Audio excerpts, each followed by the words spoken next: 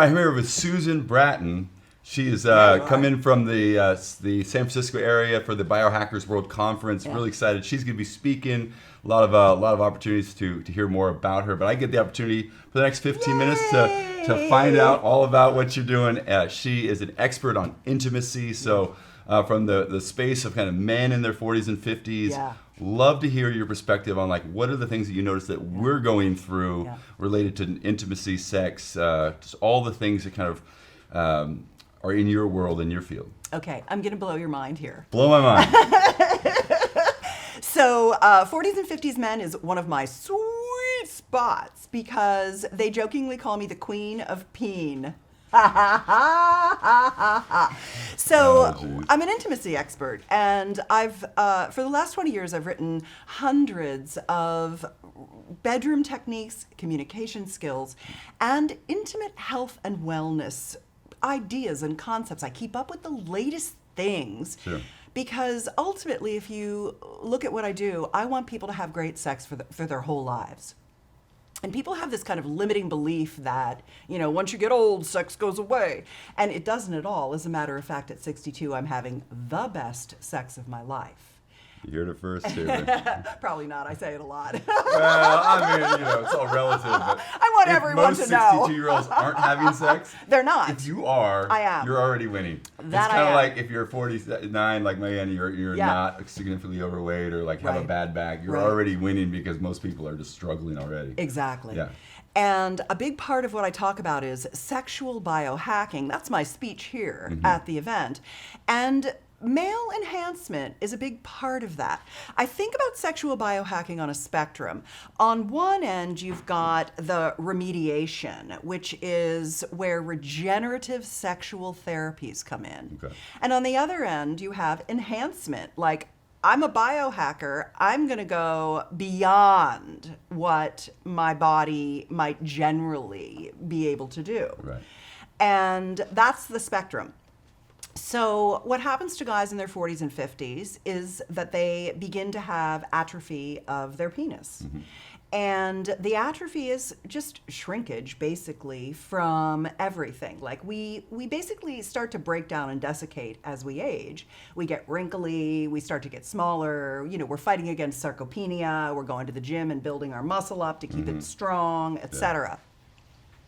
Well, I always say if you're going to have leg day and you're going to have arm day, you've got to have dick day. And Dick day. and dick day is basically using a vacuum erection device, a penis pump, to bring blood flow into the penis on a regular basis, just like you bring blood flow into that bicep to pop it. Right. And that blood flow, our genital systems work on blood flow, which is nitric oxide production. And the nitric oxide is a gaseous signaling molecule that sends the blood flow into your penis. When you get aroused, you get a firm erection. And the problem is that it's that imperceptible, slippery slide to inoperability that you have to fight against. Because if you looked at your penis at if you could actually see what your penis looked like at 18 or 20 or 25, and then you could see what your penis looks like at 40, 45, or 50, it would be smaller, it would have less vascularization, it would not be as firm.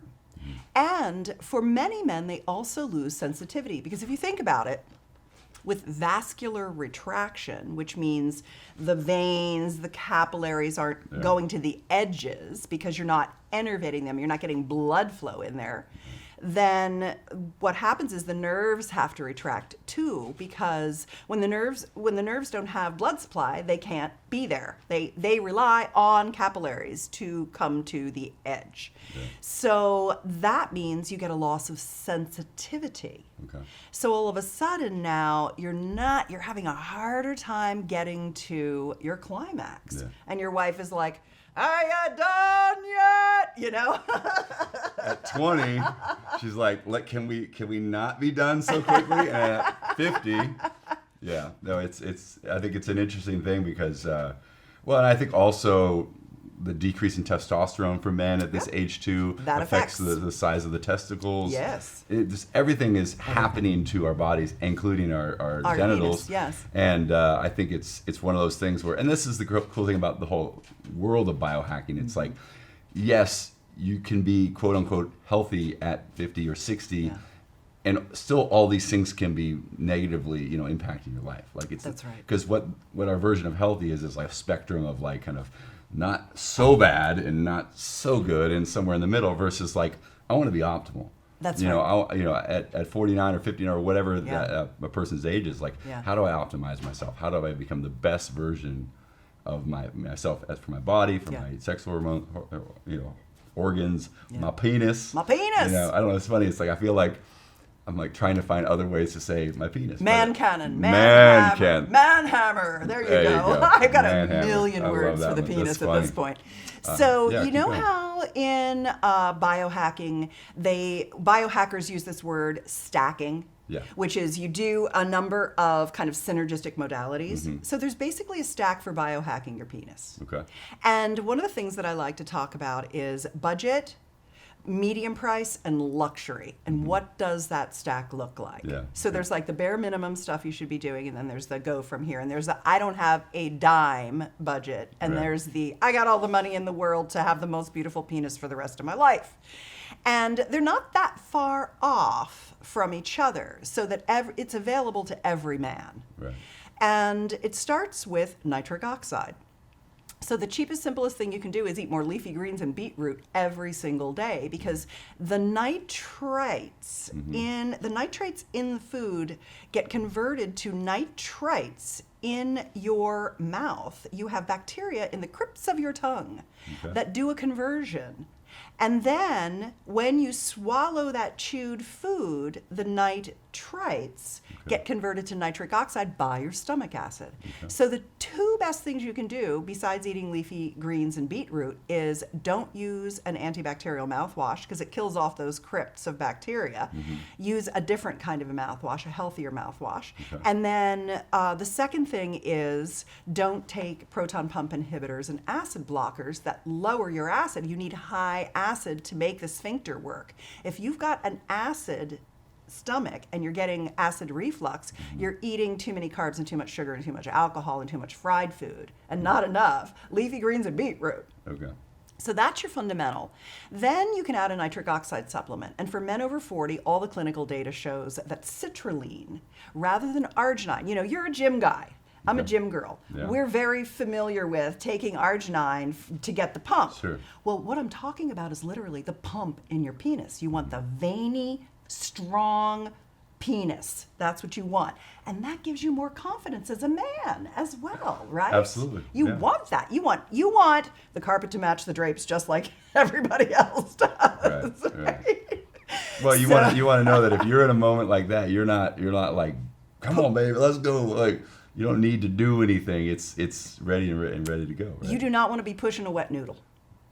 No way. Absolutely not. So the next piece of it is, and the most simple thing in the world, and it is unbelievably effective if you use the right tool, and that is to use a vacuum erection device, which is a device, a medical grade device that a urologist gives out all the time to guys, that you can also buy directly from a pumping company. There are water pumps and there are air pumps, and you need an air pump, not a water pump. The water pumps don't have good sizes, they don't have good gauges, and as you shrink over time with this atrophy, you're losing both length and girth.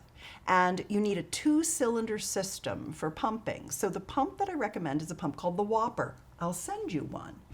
And it's a length and a girth cylinder. And what it basically does is you put it on your penis, and there's a little hand pump that pumps a negative vacuum into the penis.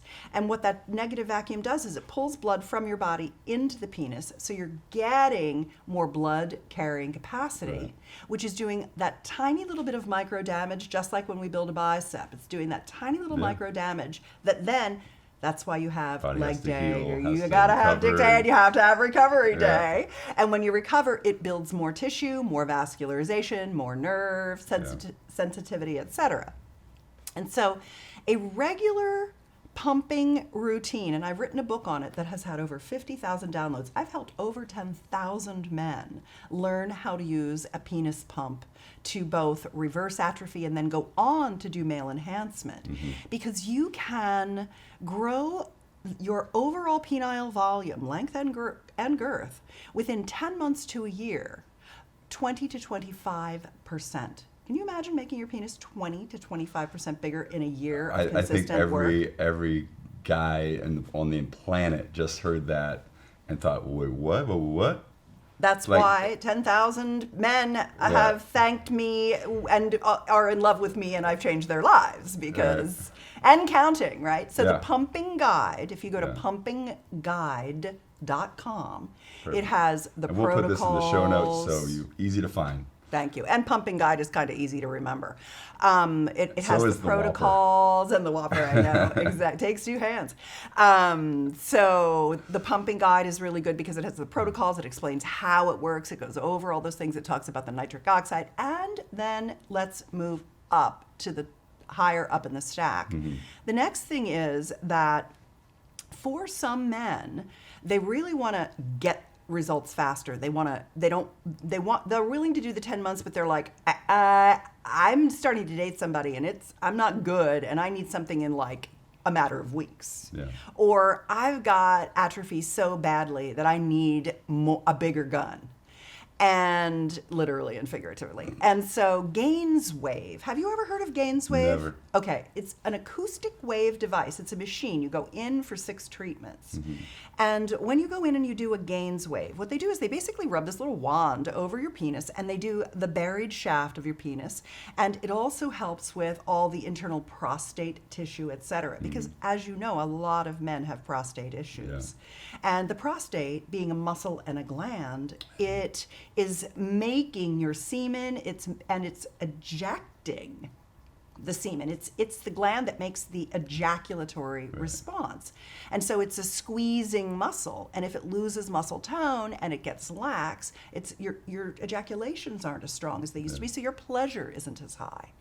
So GainsWave is an acoustic wave technology that uses tiny little micro damage to rebuild that tissue at an even faster rate. They're extremely synergistic. A GainsWave doctor is going to give you a penis pump 9 times out of 10 because they work so well together. And if you're paying for the GainsWave, that's the luxury version. So That's the the penis luxury. pump is really just a accessory thing that you can utilize to help maximize. Exactly. Yeah. And then next step above that is, and these are more like frosting on the cake. This is the cherry on top. The pump is the ice cream. The GainsWave is the whipped cream. The cherry on the top is you can add in PRP, exosomes, or stem cells, either endogenous stem cells or exogenous stem cells. So, for example, I tore my ACLs about a year ago skiing in Big Sky, and I didn't want to do the cadaver surgery. Instead, I went the stem cell route, and I took my own stem cells and had them drilled into my bones and injected into the joints, and I've got 20% regrowth of my own ligaments now. So what stem cells and exosomes and PRP are doing is they're stimulating new tissue growth. Right. Just like there's PRP for hair loss. Which works great. Yeah. Great episode by the way. Daniel Tosh, recent episode, does a Tosh show. He literally takes you to his hair growth doctor and they do PRP. Yeah. And you just watch him get shots all through his head. Yeah. And I'm like, I'd never heard of it, but that's really fascinating. It works but really it's the idea well. of like taking the blood, putting it in a centrifuge to pull out the plasma and and then injecting it back into the follicle skin cells and let that do its magic. And it works. But my recommendation on PRP for hair regrowth, my personal recommendation, is because I lost my hair. I'm wearing a hairpiece right now. My hair is much more thin and fine, but it's really growing in. I'm doing a stage presentation day, so I want to look super Barbie Texan, Totally. Don't they say in Texas, the higher the hair, the closer to God or something?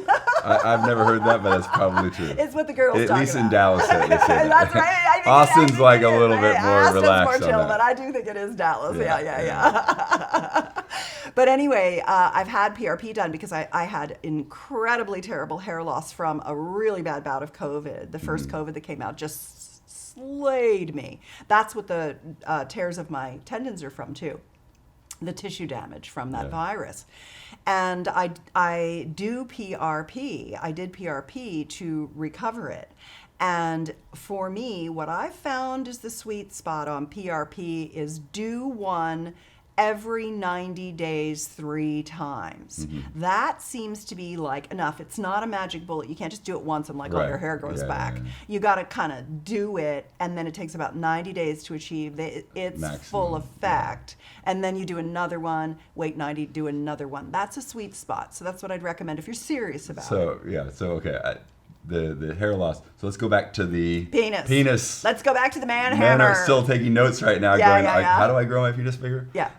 So you're doing a form of PRP, injecting into the like actual penis. Yeah, right into the corpus cavernosum and corpus spongiosum, which are the chambers of erectile tissue in your penis that are spongy, and they soak up the PRP and hold it in there, and then they regrow the tissue. So you're basically like, you're really kind of almost like, it's, I don't know the perfect analogy, but you're almost like you're putting like really great vitamins in there. That's so right. Like you're putting your own blood. Growth factors.